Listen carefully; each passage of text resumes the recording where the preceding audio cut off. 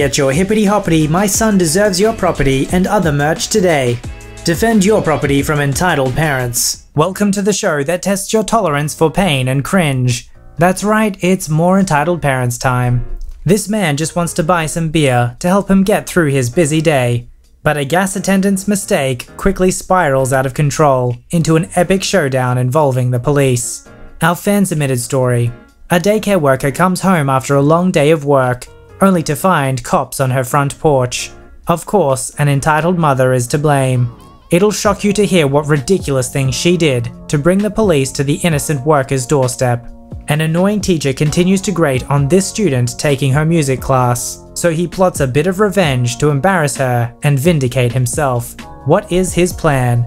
You'll only find out by watching this episode of VoiceyHere's Entitled Parents. This story was called, "You Want Me to Call the Cops? Not a Problem." I walked into a gas station. Let's call it Square L. About 7:30 AM. Locally, that's 30 minutes after they start selling alcohol. County is dry between 3 AM and 7 AM. I grab 2 of the largest packs of cheap beer they sell and head up to the register. No big deal, just stocking up for a small study party with friends on campus later that day. The person behind the register eyes me suspiciously as I set them on the counter and tells me I'm not buying them. I politely explain it's after 7 AM and I don't see a problem. The manager, denoted by dress shirt instead of polo, leans over and tells her to get my ID, so she asks me for it. I'm like, fine, whatever, and I fidget around a minute before realizing it's in my car. I say as much and offer to grab it, and she told me to go ahead. I dash out to my car, grab my wallet from my book bag, no big deal, walk back in and present it to the person at the register, who promptly glances at it, snickers, snaps it in half, tosses it in the trash, and tells me to get the heck out of her store. I stood there for a minute, sort of dumbfounded. The manager tells me to get the heck out of the store or police will be called and someone is getting arrested. I mumbled something along the lines of, "Oh crap," and opted to comply with the second half. I went to my car, grabbed my phone, called non-emergency, and told them I just had my driver's license taken and destroyed, read off the address, ended my call, then headed back inside the store. The manager tells me that's it, they're calling the cops. I let her know I already did. The clerk laughs and shouts for the people in the store to hear. "Y'all want to stick around for this? This punk just called the cops on us for taking their fake ID." It took about 10 minutes, but they showed up. As they arrived, the manager rushed out the door and I walked behind. The cop asked for me immediately by name, dismissing the manager, pointing at me, and rattling off about my fake ID. I told him what happened, and I was told to leave or cops would be called and someone were to be arrested. He then takes the statement from the manager, then the clerk, then requests the ID be retrieved from the trash. He looks it over and hands the 2 pieces back to me. He hasn't said anything other than simple requests for info up to this point, then asks me to come along, and we're going to have a chat outside. At this point, I'm actually growing a bit concerned. He punches in the DL number, and up pops my face and info. Clean history, both driving and criminal. He then lets me know that destruction of a license is a misdemeanor in this state, and asks which one snapped it. We have a brief conversation, and at this point, he's smiling ear to ear. He asks me if I want to press charges, and at this point, I've already missed first class, so I state I do. I'm told to play along with him, and we share course of action. By this time, there are 4 squad cars and police milling about. The customers had grown scared. We walked back in. I'm staring at the floor, looking pensive, and he says loudly, "What do we say?" and nudges me. I politely say, "I'm very sorry this happened and I'm sure it won't happen again." The clerk and manager begin chuckling. I then finish with, "The manager requested the clerk take it, who then snapped it. Then the manager is the one who said someone is getting arrested." The officer undid the cuffs from his belt, walked up to the clerk and began with Miranda rights. Another did the same to the manager. Another 30 minutes roll by while they are sitting in the back of squad cars. The store is devoid of employees until someone walks out from the back cooler. I wait patiently. Eventually they are cut loose under own recognizance, and I am given a date to play witness in court. We head back in and the manager is irate. The employee, on release, bolted. I pay for my now warm beer and leave. My professor got a great laugh out of the police report and let me do my project presentation late anyway. I'm sure if you were the clerk and someone who looked like a student was ordering alcohol, especially a weird time really early in the morning, yeah, you would be a little suspicious. But to actually destroy their ID, like, why would you take that chance? What if, theoretically, what if you're wrong? They probably didn't think that it was like a crime, and maybe they felt really strongly like 100% this is a fake ID. I guess I'm just a cautious person by nature, so even if I think I'm right, I'll take precautions so that, I don't know, I don't get arrested for destroying someone's ID. This fan-submitted story was called Entitled Mum Leaves Her Son on My Porch Alone for Hours. Hey Voicey, first time posting, but this happened a little bit ago, and I can't stop thinking about it, and thought it would be fun to share. So a little backstory. I recently moved to a new house in a small town, the kind where everyone knows everyone.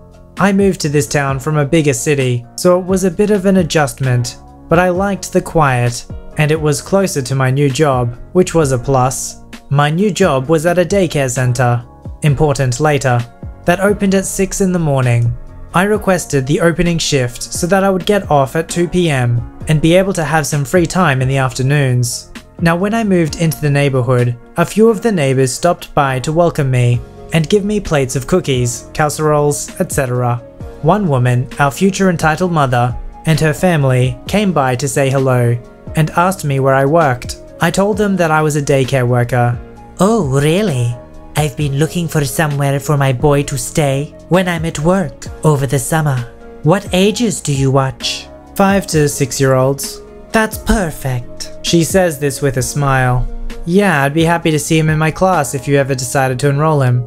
This was the seed that would sprout into a giant tree of crazy. Now on with the show. So it was a typical morning for me.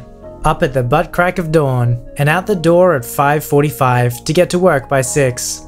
It was a pretty uneventful day. Nothing major happened, so by the time 2 PM rolled around, the day had flown by.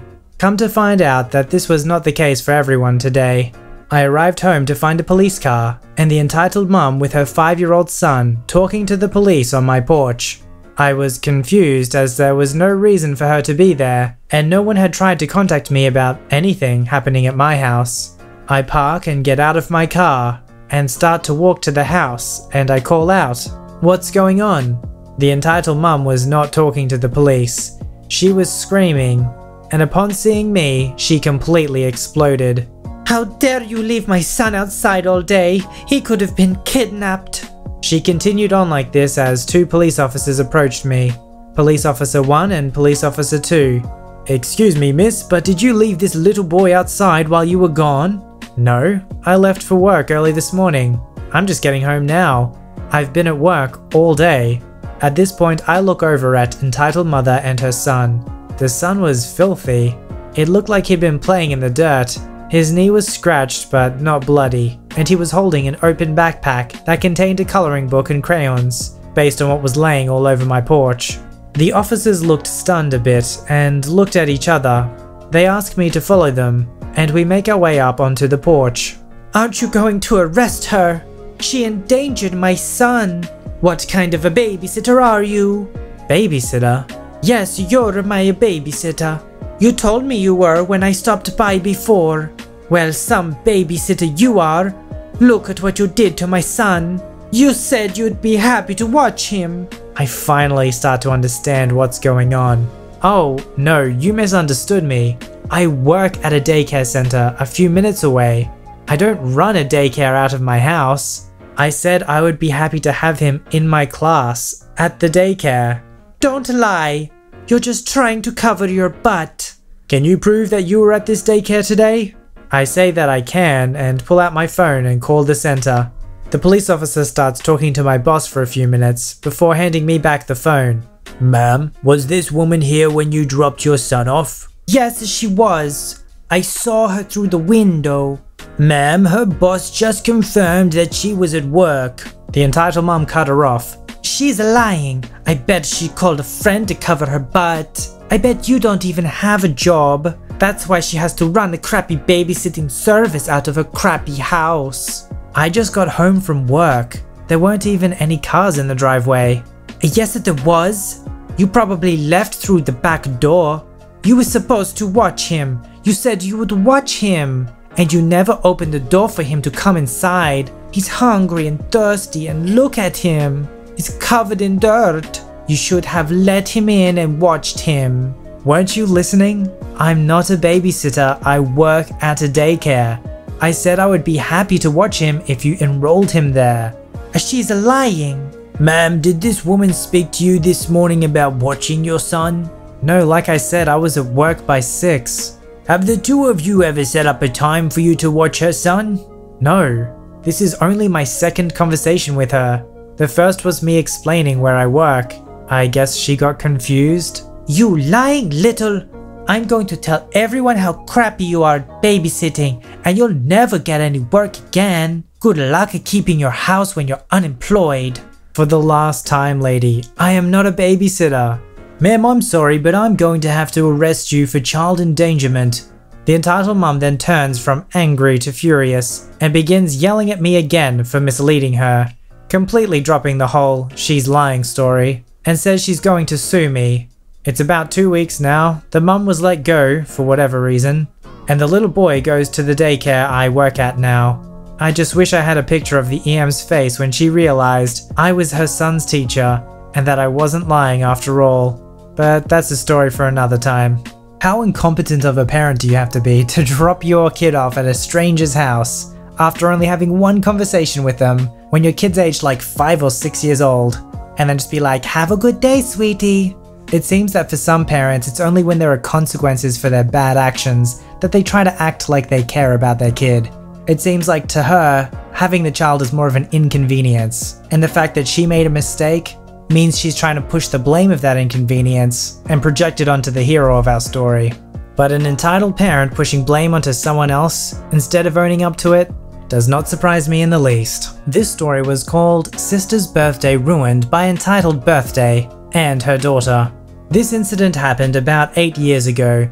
It was my sister's birthday and a lot of my family members from my dad's side were invited. My dad's sister, who will be called EM henceforth, and her daughter, EC henceforth, were visiting us after a lot of years because they shifted to California. So EM wanted her daughter to be the center of attention since the moment they came in. EC was about 7 years old and everyone was quite taken with her because she spoke in an adorable accent. When it was the time for cutting the cake, EM wanted EC to cut it, even though it was my sister's birthday. The reason being, she is a kid, she deserves to cut the cake. She is the youngest of them all. My sister is way too old to be cutting cakes anyway. It was my sister's 11th birthday. EM's request, or order, was declined by my mum, which made EM quite angry. When dinner was served, EM was very hungry and sat down to eat. As soon as she started, EC started crying and demanded to be fed. And EM expected my mum to stop eating and feed her kid. And my mother agreed. The worst was the time of gift unwrapping. My sister loves Barbies, so she received a doll and a dollhouse from my mum and dad. And I gave her a bunch of homemade chocolate that I made myself. What does S need chocolate for? Come on, give them to EC. You are way too old for them. My sister gave EC some of them, which EC proceeded to start eating right away.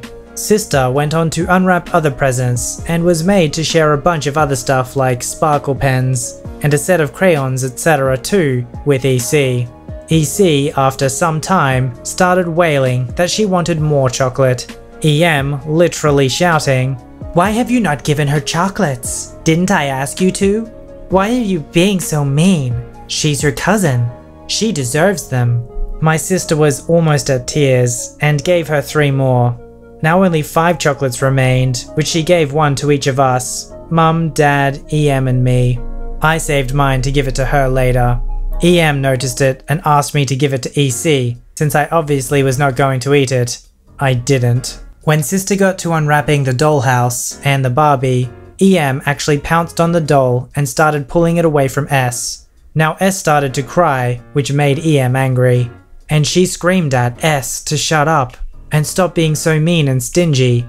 EC was from the US and did not have any Indian toys, and she needed the doll. My father flat out refused, which resulted in more screaming and crying. Then she left in a huff and kicked at the dollhouse, denting it. My sister was very sad, and needless to say, her birthday was ruined. But that was not the end. About an hour or so later, EM was back kicking and screaming at our door, saying we had poisoned her kid and that she would be suing us. EC's stomach was aching, but instead of calling a doctor, she had drove her to our house. We seated them and called the doctor, during which EM was screaming about how we were jealous of her and we would suffer terrible fates. The doctor said the pain was because of overeating. Guess she shouldn't have had 6 of those chocolates.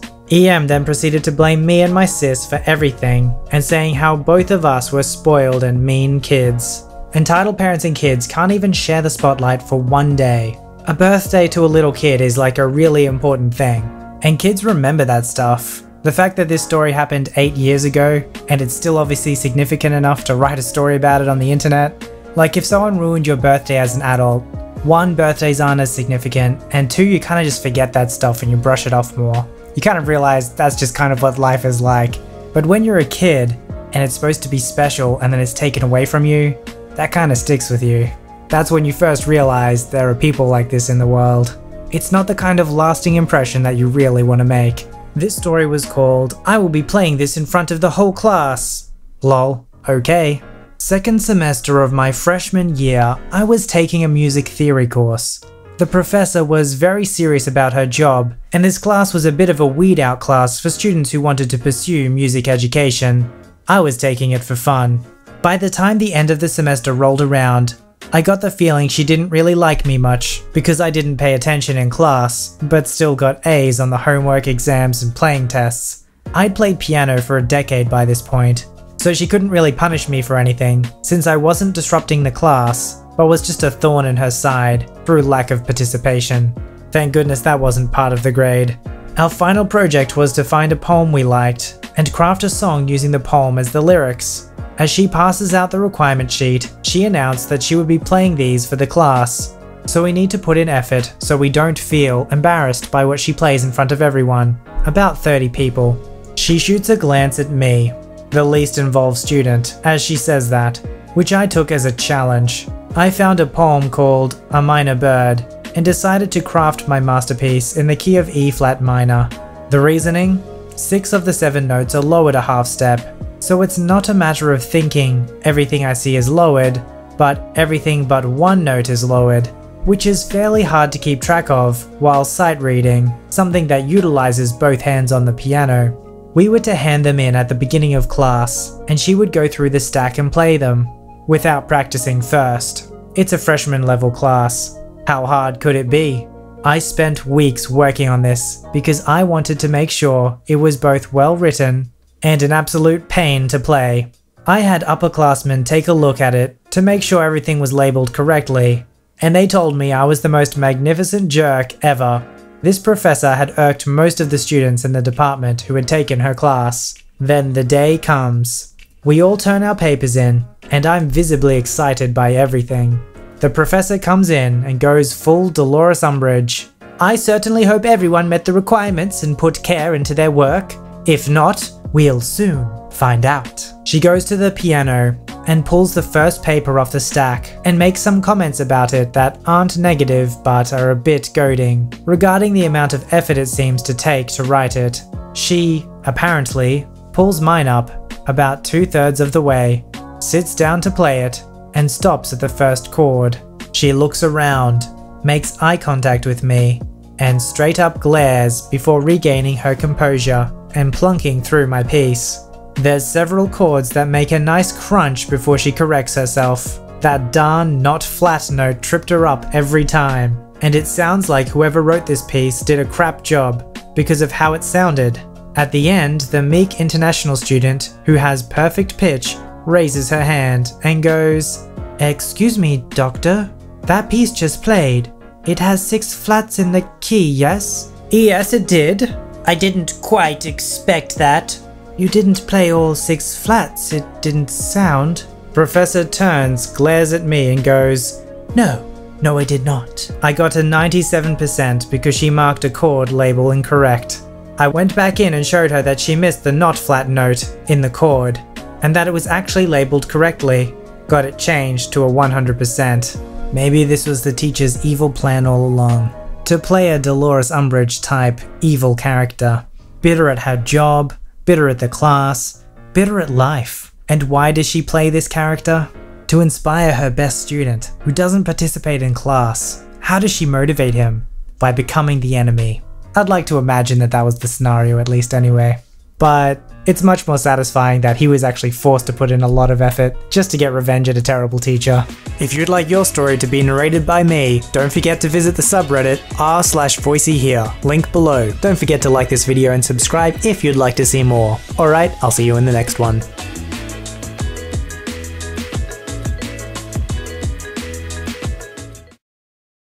Y'all want to stick around for this? This punk just called the cops on us for taking their fake ID.